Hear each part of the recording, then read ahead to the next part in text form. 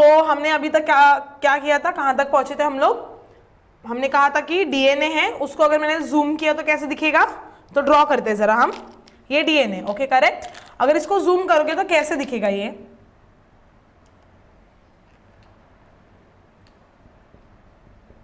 ऐसा मैंने कुछ तो ड्रॉ किया था, ओके। अब ये जो मैंने कहा था कि इसके अंदर भी ये जो पर्टिकुलर स्ट्रक्चर है, इसको अगर मैं और जूम करूंगी तो वो दिखेगा कैसे? तो लेट्स सी।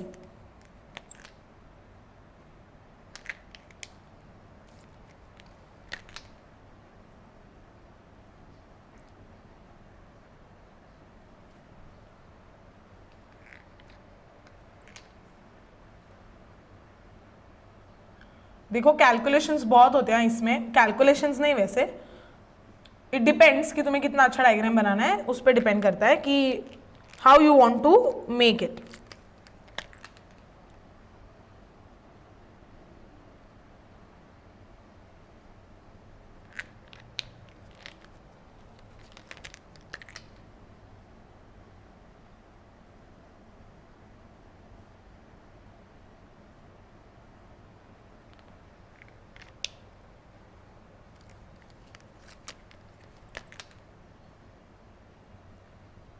क्या हुआ, डिफिकल्ट है?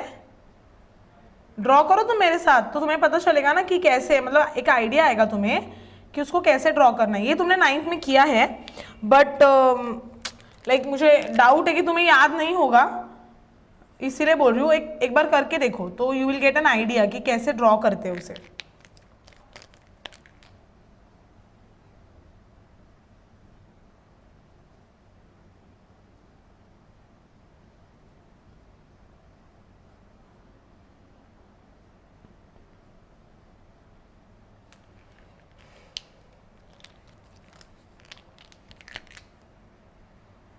मैंने ऐसे 3 स्टेप्स बनाए हैं, मैं दिखाऊंगी तुम्हें कि how does it looks like and how does it rotates as well.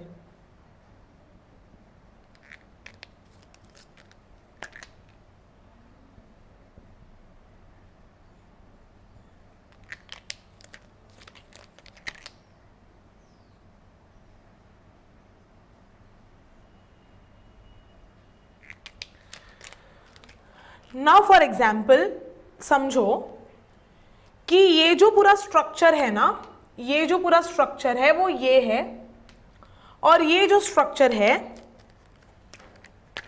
वो ये है, ओके ऐसा समझो।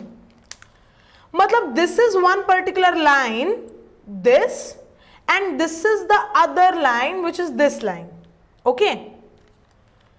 Now as I said you, DNA हो या आरएनए हो, दोनों केसेस में 3 चीजें इन्वॉल्व होती है, sugar, nitrogen base and phosphate. Good, तो ये है वो शुगर, ये है नाइट्रोजन बेस और ये है फॉस्फेट। अब हम ये क्या पढ़ रहे हैं? हम पढ़ रहे हैं डीएनए के बारे में, करेक्ट। तो डीएनए है मतलब शुगर कौन सा होगा? 2 टाइप के शुगर बताए थे तुम्हें, डीऑक्सीराइबो शुगर होगा, वेरी गुड। तो ये डीऑक्सीराइबो शुगर है। नाइट्रोजन बेस अगर देखोगे, अच्छा ये फॉस्फेट तो कॉमन है, तो ये फॉस्फेट है, ये डीऑक्सीराइबोज शुगर है जो 5 कार्बन्स का होता है। कार्बन भी अगर देखने जाओगे तो ये कार्बन नंबर 1, ये कार्बन नंबर 2, ये कार्बन नंबर 3, ये कार्बन नंबर 4 और ये कार्बन नंबर 5, यहां पर ऐसे 5 कार्बन्स होते हैं। यहां पर भी सेम है, carbon number 1, carbon number 2, carbon number 3, carbon number 4 और ये वाला कार्बन नंबर 5, ऐसे 5 कार्बन। दोनों तरफ फॉस्फेट है, इसके भी 5th कार्बन पे फॉस्फेट है, इसके भी 5th कार्बन पे फॉस्फेट है। यहां पर जो ड्रॉ किया है वो नाइट्रोजन बेसिस है। अगर ये है डबल रिंग, डबल रिंग किसको होती है? प्यूरिन्स को होती है कि पायरिमिडीन्स को होती है? प्यूरिन्स को होती है, तो ये प्यूरिन है। और सिंगल रिंग किसको होता है? पायरिमिडीन को होता है, करेक्ट। तो समझो ये प्यूरिन में है A और ये जो पायरिमिडीन है वो है T। समझो ये डबल रिंग है तो ये है G और ये जो है वो है C। ये डबल रिंग है, ये है A, ये है T। अब याद रखो हमेशा, whenever you talk about DNA के अंदर 4 नाइट्रोजन बेसेस होते हैं। इन चारों में हमेशा प्यूरिन जो होता है वो बॉन्ड बनाता है पाइरिमिडीन के साथ। प्यूरिन पाइरिमिडीन के साथ बॉन्ड बनाता है। तो डीएनए के केस में हमेशा जो ए है वो डबल बॉन्ड बनाता है टी के साथ और जो जी है वो ट्रिपल बॉन्ड बनाता है सी के साथ। ये तुमने याद रखना है। ओके, क्या कहा मैंने? जो नाइट्रोजन बेसिस होते हैं वो हमेशा प्यूरिन पाइरिमिडीन के साथ ज्वाइन होता है, पाइरिमिडीन हमेशा प्यूरिन के साथ ही ज्वाइन होता है। तो डीएनए के केस में ए हमेशा टी के साथ what you can say bond बनाता है और जी हमेशा सी के साथ बॉन्ड बनाता है। तो A double bond T, G triple bond C. तो अगर ये ए है और ये टी है तो इनके बीच में कौन से बॉन्ड्स होने चाहिए? Double bond. तो you will be having here double bond. अगर ये देखोगे जी और सी या सी और जी तो इसमें कितने होने चाहिए? Triple bonds. अगर ए टी देखोगे तो कितने होने चाहिए? Double bonds. सो हमेशा if you see the whole DNA, मैंने इस डीएनए को भी पूरा ओपन किया, पूरा जूम किया है और तुम्हें ये स्ट्रक्चर दिखाया है। Deoxyribose sugar, phosphate, nitrogen base, deoxyribose sugar, phosphate, nitrogen base.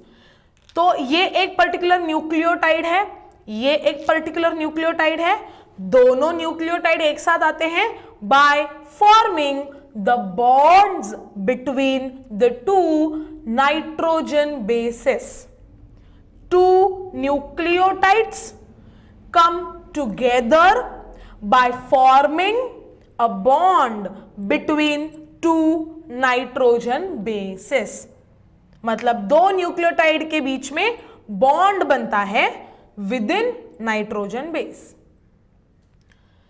अब तुम्हें ऐसा नहीं लग रहा है मैंने कुछ गलत बनाया है क्या या कुछ उल्टा सीधा बनाया है? यस, ये जो शुगर देखोगे इसका ये जो ऑक्सीजन है ये ऊपर की तरफ है, करेक्ट।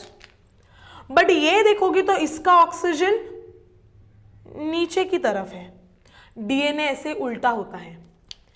अगर नॉर्मली देखने जाओगे तो डीएनए एक जो रहता है वो यहां से स्टार्ट होगा यहां तक, दूसरा उसके पैरेलल होगा बट ऑपोजिट होगा।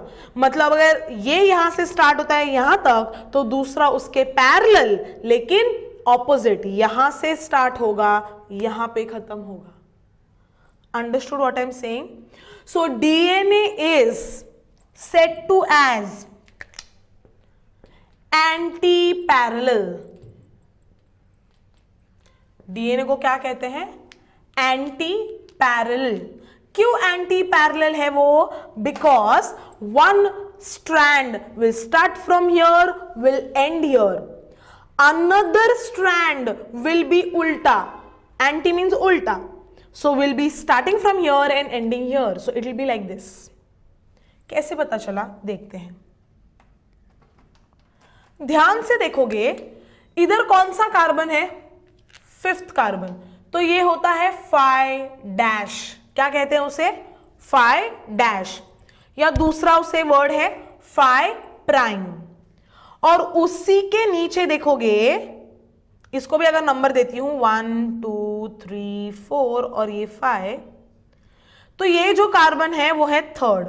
तो एक स्ट्रैंड में it will start from 5 prime और 5 डैश टू 3 प्राइम और 3 डैश। यहां पर भी इट इज सेम बट उल्टा। कैसे? यहां पर अगर कार्बन देखोगे तो हियर इट इज 3 प्राइम और इसे अगर नंबर दूं 1 2 3 4 और ये वाला 5th, तो यहां पर जो नीचे की तरफ आता है दैट इज 5 प्राइम। सो ऐसा कह सकते हो कि this strand starts from 5 prime to 3 prime and the other strand starts from उल्टा, that is 3 prime to 5 prime. समझ में आया व्हाट आई एम सेइंग? इसीलिए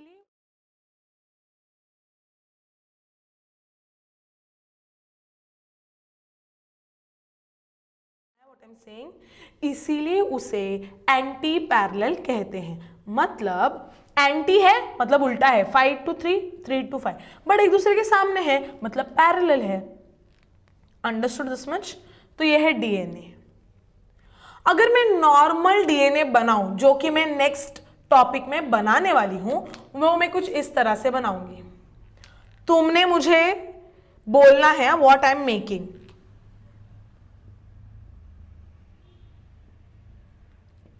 ATGCCGTA, ओके? ये एक स्ट्रैंड मैंने बनाया। क्या दूसरा स्ट्रैंड तुम बना सकते हो अपने आप? यस, बना सकते हो तुम। कैसे? मुझे बताओ, ए का ऑपोजिट क्या होता है? सी। और ए का ऑपोजिट क्या है? टी। तो यहां पर क्या होगा? टी। अगर यहां पर टी है तो उसका ऑपोजिट क्या होगा? करेक्ट, ए होगा। अगर जी है तो जी का ऑपोजिट क्या होना चाहिए? सी होना चाहिए।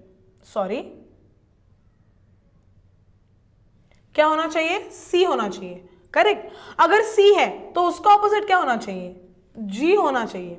C again G, G C, T A T, G C, C G, T A T. ये याद रखना है तुम्हें। तो हमेशा ये सब याद रखो कि ए हमेशा डबल बॉन्ड बनाता है टी के साथ, जी हमेशा ट्रिपल बॉन्ड बनाता है सी के साथ। तो ऐसे पेयर्स होते हैं, जोड़ी होती है। और इस पर्टिकुलर एक को क्या बोलोगे? Base pair. क्या बोलोगे? Base pair. अंडरस्टूड? तो ऐसे बहुत सारे billions trillions of base pairs together comes to make DNA. तो मैंने क्या तुम्हें बताया? डीएनए अगर मैं उसको ओपन करूं तो तुम्हें कुछ ऐसे डीएनए दिखेगा, इसको भी पूरा जूम करूं तो तुम्हें ऐसा दिखेगा कुछ। ये है sugar, phosphate, nitrogen base. Sugar, phosphate, nitrogen base, 2 nucleotides. Yes, ऐसा तुम लोग को भी आना चाहिए। करेक्ट बोल रहे हो, बोलो। 2 nucleotides when come together to make bonds between them, then the DNA is formed. So DNA का definition क्या है? एक बार बोल के दिखाओ। Correct. It is a double stranded helical structure. Coiled है ना, तो helical है। किससे बनता है DNA? 3 चीजों से। कौन सी चीजें हैं वो? Sugar, phosphate and nitrogen base.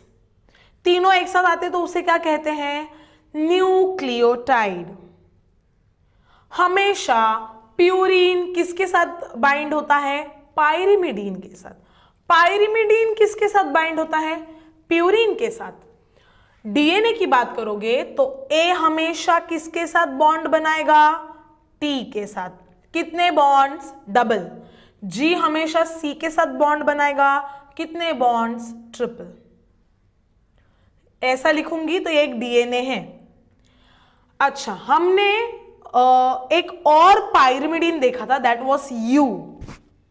But you यहां पर नहीं आता है क्योंकि जो यू है वो आरएनए में आता है। कैसे? हम आरएनए भी देखेंगे। ओके, तो इतना आपको समझ में आया? ठीक है, तो यह है डीएनए के बारे में एक बैक स्टोरी छोटा सा। हमने क्या बोला था? प्रोटीन्स। याद करो जरा। अब ये जो प्रोटीन्स होते हैं ये किससे बनते हैं? डीएनए से बनते हैं, बराबर। बट तुम्हें डीएनए पहले पता होना चाहिए ना, इसलिए ये सब मैंने बताया तुम्हें। अब हम देखेंगे कि डीएनए से कैसे प्रोटीन्स बनते हैं। तो ये जो प्रोसेस है वो कैसे होता है वो हम देखेंगे। अंडरस्टूड? तो पहले हमने डीएनए देख लिया। एक छोटा सा मैं आरएनए भी तुम्हें बताऊंगी। जैसे मैंने डीएनए ड्रॉ करके बताया है, सेम वे मैं आरएनए भी तुम्हें क्या करूंगी? ड्रॉ करके बताऊंगी। So I hope you would have understand this. It was just a revision because you have did this everything in your 9th standard. So it was just a revision for you. And those who have not done it, जिन्होंने नहीं किया था 9th standard में, उनके लिए भी अच्छा है ना, अभी समझ में आ गया तुम्हें क्या है। अच्छा, डीएनए में कुछ भूल रही हूँ लिखने के लिए? हाँ, 5 prime 3 prime 3 prime 5 prime. Okay, so देखते हैं एक आरएनए का छोटा सा विजुअलाइजेशन। ओके, कि जैसे डीएनए ओपन किया है वैसे मैं आरएनए भी थोड़ा सा ओपन करके तुम्हें जूम करके दिखाऊंगी, and then will find out the answer for the question कि कैसे डीएनए प्रोटीन्स बनाता है। सो सी